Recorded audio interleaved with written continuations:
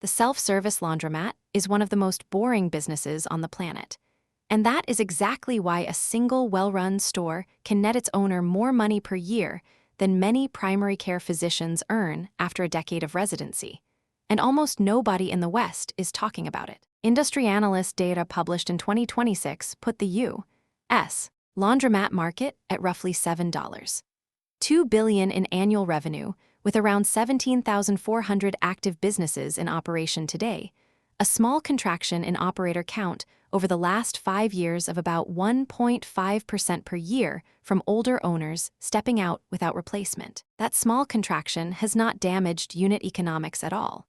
It has simply reflected attrition from older owner-operators retiring without handing the keys to a new buyer, leaving steady demand from renters, students, low-income households, transient workers, and downsizing older adults who no longer own in-home washers or dryers anywhere in town. Average annual gross revenue for a typical laundromat sits near $150,000 a year, with strong operators clearing $300,000 to $1 million in well-located metro area markets, where the rent mix and machine density pull in customers every single day without much additional marketing spend on the business. Average monthly gross revenue falls in the $5,000 to $25,000 range across most stores in the country, with well-run dense market stores topping $40,000 per month on weekends alone, driven by repeat customers who live within walking distance of the storefront and have no in-unit washer or dryer available at home. Net margins are unusually attractive for brick-and-mortar retail today.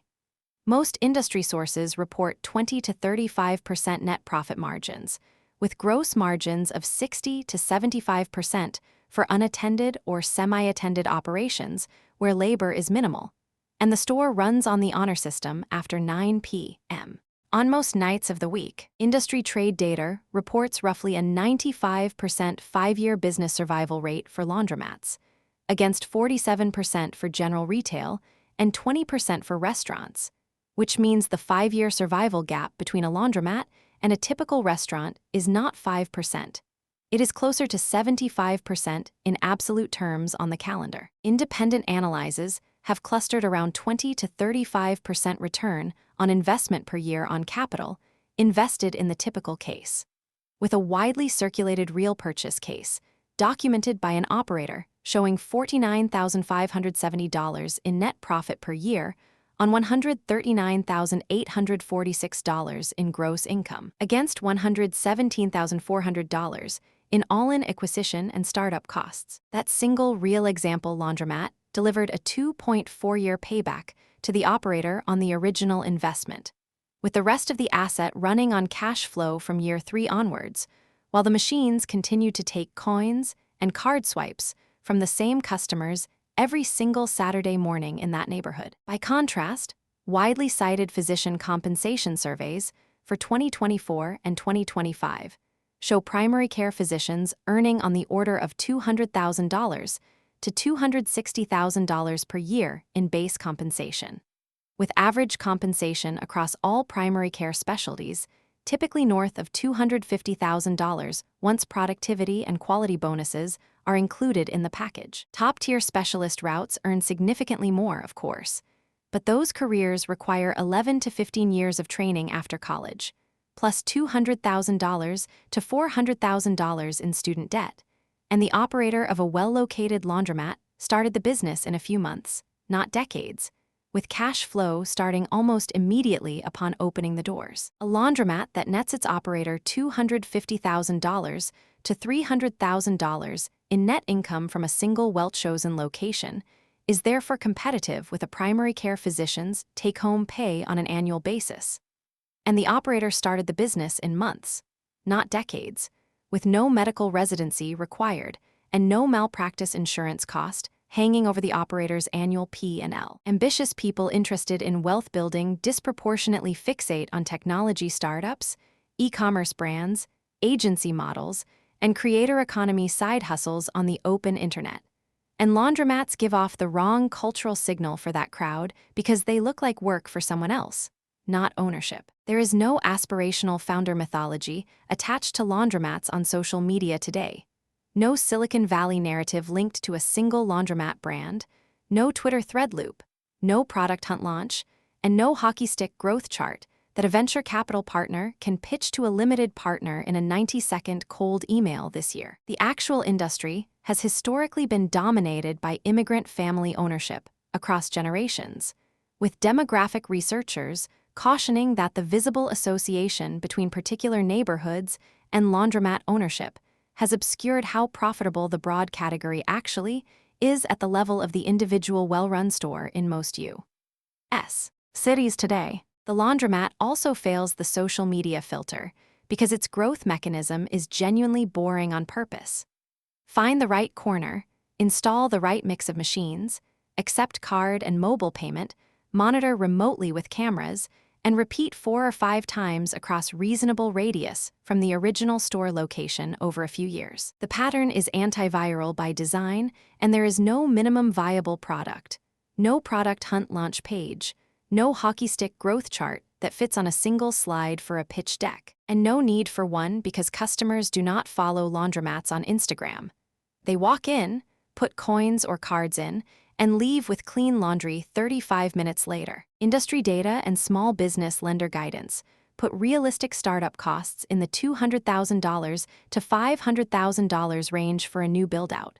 With most of that capital tied into commercial washers and dryers, leasehold improvements, plumbing and electrical upgrades, payment systems, and exterior signage put up during the construction phase of the store. Buying an existing laundromat ranges from $100,000 to $400,000 in common pricing bands across most U.S. metros, while the figure most often surfaced by industry operators for the realistic all-in number, including working capital for the first 6 months of operation, is in the $250,000 to $350,000 range for a mid-sized urban or suburban store today. That price tag is consistent with starting a small restaurant, opening a dental practice from scratch, or buying a single truck freight operation as a one-asset business.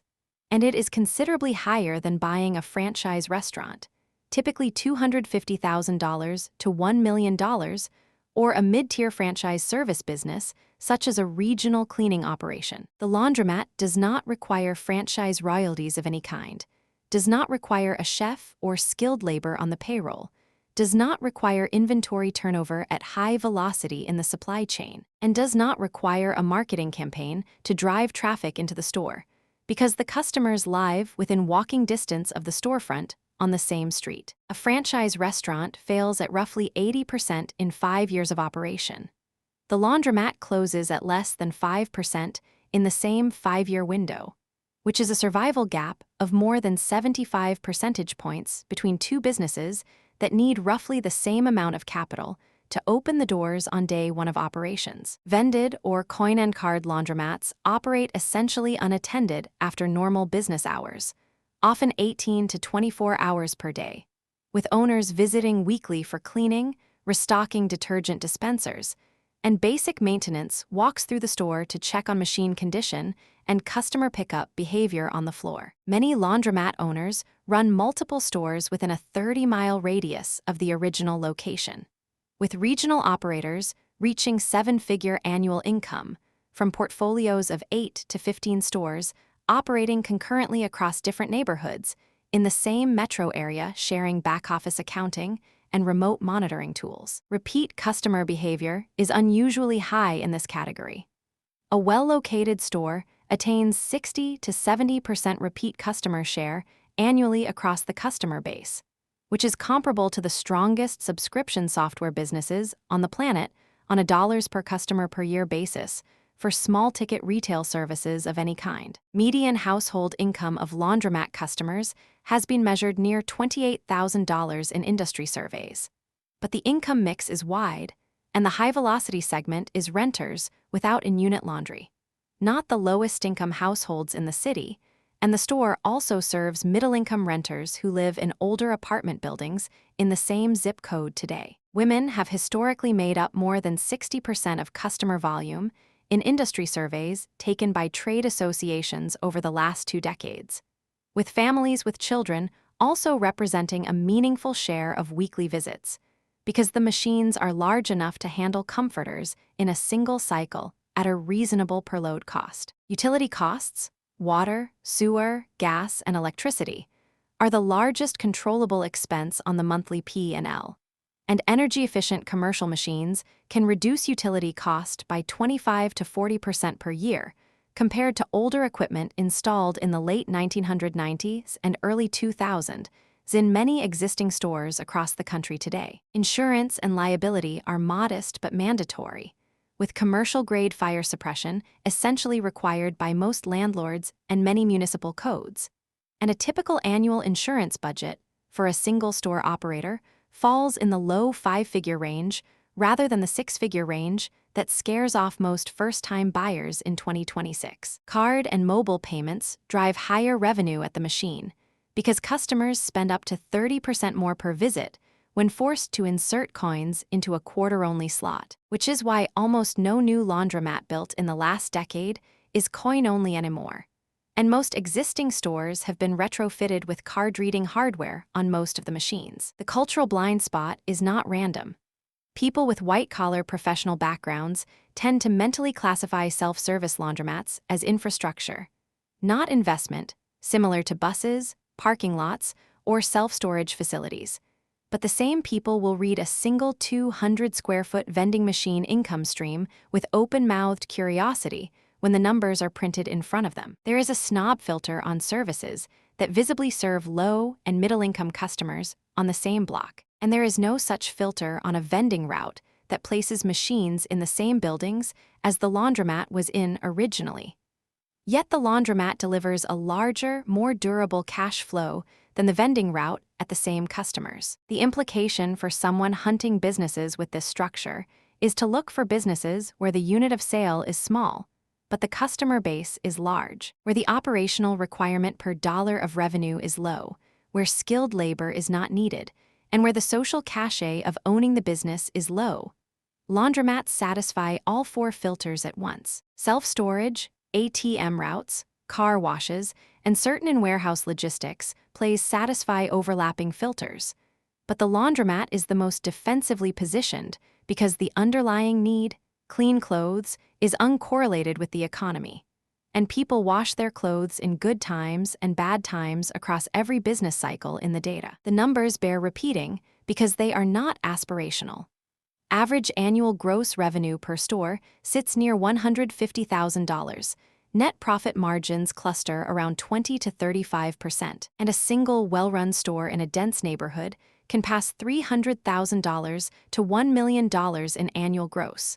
And the operator keeps most of that as net profit at the end of the year. Real operator case studies confirm the headline: $49,570 of net profit on $139,846 of gross for one specific store in the documented case, against $117,400 in all-in capital, which is a 2.4-year payback period before the machines are paid off, and the rest of the cash goes straight into the operator's pocket every year after that point. The startup cost ranges are $200,000 to $500,000 for a new build-out, and $100,000 to $400,000 for acquisition of an existing store. And the all-in number industry operators typically suggest for a mid-sized urban or suburban store, including working capital, for the first 6 months, is $250,000 to $350,000 in cash up front to make the deal happen. Primary care physician compensation across the same comparison year clusters around $230,000 to $260,000 in base plus bonus, which is roughly the same band a single well-run laundromat can deliver to the owner. But the laundromat owner started the business in a few months, not 11 to 15 years, and carries no medical school debt attached to the cash flow of the store. The market structure is not crowded. 17,400 active businesses on $7. $2 billion of revenue means average revenue per business around $414,000. And the survivorship curve is what makes this category unusual: 95% 5-year survival against 47% for general retail. And 20% for restaurants is a structural gap that does not show up in any other retail vertical. Average annual gross revenue per store sits near $150,000, but the upper quartile of stores in dense markets pushes far past $500,000 a year in gross revenue, and a tight operation can hold net margins in the 25 to 35% range, while keeping labor costs low enough to make the operation essentially passive on most weekday afternoons for the owner. Net profit margin ranges sit at 20 to 35% across the industry, with the upper end reserved for stores in dense urban areas where the machines turn over more than 12 times a day on weekends, and where utility costs are controlled through efficient commercial equipment and remote monitoring of the floor plan. Gross margins for unattended stores run 60 to 75%, which is a higher gross margin than most software-as-a-service companies achieve in their published financials.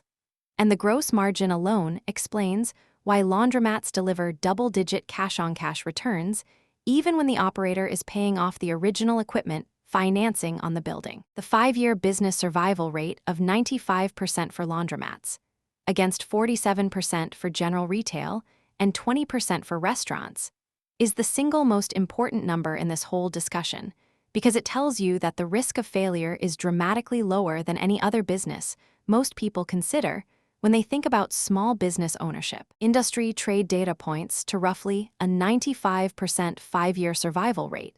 Independent analyses confirm a 20 to 35% return on investment per year on capital invested in the typical case. And a real operator example showed $49,570 in net profit per year against $139,846 in gross income on $117,400 in all-in capital. A 2.4-year payback period on the deal itself. The primary care physician comparison is not a stretch and not a joke. Average compensation in primary care in 2024 and 2025 ran on the order of $230,000 to $260,000 a year with bonuses. And a well-run laundromat in a dense urban or suburban market can deliver that same annual take-home pay to a single operator with less capital and less training borrowed against the income. So the headline from all those numbers is this: a single boring laundromat in a dense neighborhood can deliver doctor-level annual take-home pay to one operator with less upfront capital than opening a single dental practice, and with zero medical school debt attached to the cash flow of the building from year one of operations in 2026. The structure makes this a category worth studying seriously for any first-time operator who has access to $250,000 to $350,000 in cash, and the willingness to spend 6 months finding the right corner before signing the lease and placing the equipment order with the manufacturer for delivery 8 weeks later on the timeline.